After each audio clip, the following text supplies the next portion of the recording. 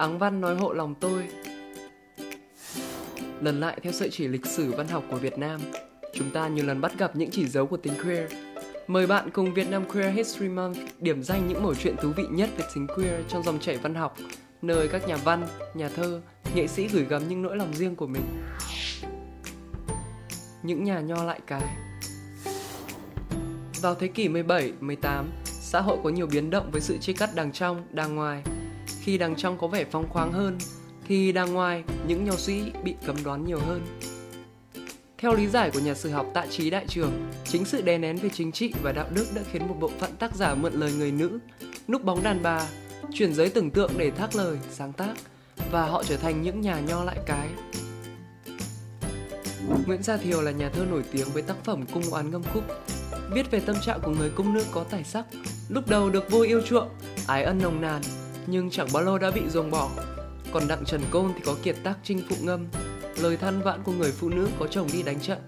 Không chỉ là những lời ai oán, đau khổ, mà những bài thơ còn chứa đựng nhiều hình ảnh táo bạo, thấm đẫm những nhục cảm đầy nghệ thuật. Tay nguyệt lão khờ sao có một, bỗng tơ tình vướng gót cung phi. Cái đêm hôm ấy đêm gì, bóng dương lồng bóng, đồ mi chập trùng. Quân trước đã gần ngoài doanh liễu, kỵ sau còn khuất nẻo tràng dương. Quân đưa chàng ruổi lên đường, liễu dương biết thiếp đoạn trường ngày trăng. Trong một nghiên cứu, tác giả Trần Ngọc Hiếu đã phân tích, khi nam giới trở thành trung tâm của ý thức hệ, nó không chỉ ngoại vi hóa, vô hình hóa, tạo nên những trấn áp đối với những giới tính khác. Ý niệm nam tính còn trấn áp, đè nén lên chính bản thân của những người đàn ông. Khi gặp mô típ đổi vai hay lại cái trong văn học Việt Nam, thật khó để đoán biết được rằng tác giả đang tự sự này là người queer, hay đây chỉ là một trong những thủ pháp nghệ thuật mà họ đang sử dụng trong sáng tác. Dù câu trả lời là gì, thì giá trị nghệ thuật của tác phẩm cũng không hề giảm sút. Giữa thời đại xã hội trọng nam khinh nữ khi ấy, các nhà nho đã liên tục cố gắng đập bỏ những ràng buộc về giới trong hoạt động sáng tác của mình. Phải chăng nhu cầu phá bỏ những khuôn mẫu giới đã luôn có trong xã hội, và luôn luôn có những người, bằng cách này hay cách khác, đấu tranh cho quyền thể hiện con người theo cách mà họ mong muốn. Tình trai. Sang tới thời chiến, chúng ta bắt gặp tình trai. Đến giờ, khó khẳng định rằng đó là tình yêu đồng giới của những người nam hay là thứ tình cảm tri âm tri kỷ của những người nghệ sĩ thời lính. Dù điều gì đã xảy ra đi chăng nữa, những tác phẩm giai đoạn này vẫn thắm thiết và lay động lòng người vô cùng. Ở đây chúng ta điểm danh hai nhân vật nổi tiếng, một là nhạc sĩ Đoàn Chuẩn, Từ Linh và hai là nhà thơ Xuân Diệu. Đoàn Chuẩn, Từ Linh là một cái tên khá lạ của âm nhạc Việt Nam. Tác giả này chỉ sáng tác 18 bài hát, nhưng nhiều bài đã trở thành bất hủ như Thu Quyến Rũ, Gửi gió cho mây ngàn bay, Gửi người em gái. Ít người biết rằng, thực ra chỉ có Đoàn Chuẩn là người sáng tác cả nhạc và lời, còn Từ Linh là người bạn mà Đoàn Chuẩn đặt tên chung cho tất cả các sáng tác của mình. Điều này do con trai của Đoàn Chuẩn tiết lộ. Tuy nhiên gia đình cũng chỉ biết có thế, thân thế của Từ Linh không ai xác minh được.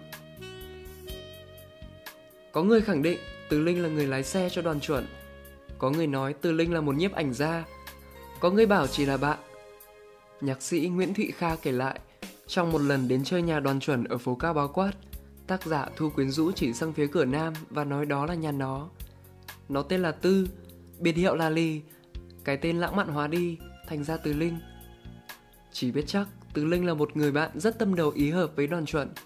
Mặc dù phủ nhận Từ Linh là bóng hồng, nhưng hai từ tri âm lại được dùng khi Đoàn Chuẩn nói về Từ Linh. Trong suốt 6 tháng trời, khi Từ Linh bị liệt nằm viện cho đến lúc ông qua đời, 1987, ngày nào Đoàn Chuẩn cũng sang thăm Từ Linh 2 tiếng đồng hồ. Một năm sau khi Từ Linh mất, trong đêm nhạc Đoàn Chuẩn tổ chức tại Hội Nhạc sĩ Việt Nam, ông đã bật khóc. Tiếc quá, Từ Linh nó không còn. Kể từ đó cho đến cuối đời, ông chỉ còn sáng tác thêm một ít ca khúc, vẫn đứng tên chung của hai người. Xuân Diệu là nhà thơ mới, nổi tiếng với những bản thơ tình thắm thiết và da diết, thổ lộ tình yêu nồng nhiệt. Người ta đồn đoán ông là người đồng tính.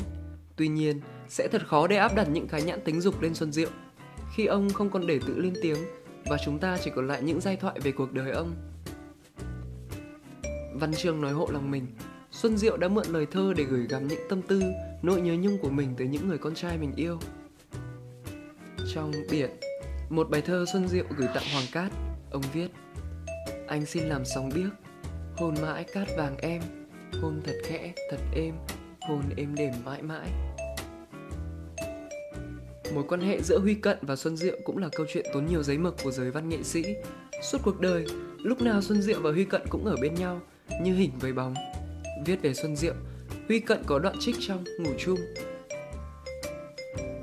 Lạnh lùng biết mấy tấm thân xương, ân ái xưa kia kiếp ngủ giường. Đâu nữa tay choàng làm gối ấm, còn đâu đôi lứa chuyện canh xương.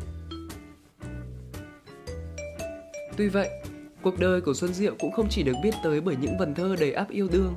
Trong hồi ký Cát bụi chân ai của mình, Tô Hoài từng viết về cuộc kiểm điểm tình trai của Xuân Diệu. Xuân Diệu yêu tôi, giọt danh lách tách mái nứa gọi về những đêm ma quái, rùng rợn, say đắm. Bàn tay ma ở đâu sờ vào? Không phải. Tay người, bàn tay người đầy đặn, ấm ấm. Hai bàn tay mềm mại xoa lên mặt, lên cổ, rồi xuống dần khắp mình trần truồng trong mảnh chăn dạ. Chẳng còn biết đương ở đâu, mình là ai, ta là ai. Hai cơ thể con người quằn quại, quấn quýt cánh tay, cặp đôi thương trão trói nhau lại, thít lại, giằng ra. Đến buổi họp rút kinh nghiệm của tổ chức, vụ việc của Xuân Diệu bị nêu lên. Xuân Diệu chỉ ngồi khóc. Xuân Diệu nức nở nói đấy là tình trai của tôi, tình trai. Rồi nghẹn lời, nước mắt ứa ra, không hứa hẹn sửa chữa gì cả. Có thể thấy, những thể hiện lãng mạn hay chuyện tình dục giữa hai người cùng giới lúc đó còn vướng phải rất nhiều lời phán xét và chỉ trích. Chỉ biết rằng, cho dù bất cứ chuyện gì đã xảy ra, cũng chẳng thể làm lu mờ đi những dòng văn thơ sẽ mãi đi vào lịch sử văn học của Việt Nam và khẳng định những xúc cảm chân thật và đầy rung động giữa người trai và người trai. Tôi nhớ Rimbaud với Verlaine, hai chàng thi sĩ choáng hơi men, say thơ xa lạ mê tình bạn, khinh rẻ khuôn mòn bỏ lối quen. Kể chi chuyện trước với ngày sau, quên ngó môi son với áo màu, thay kệ thiên đường và địa ngục, không hề mặc cả họ yêu nhau.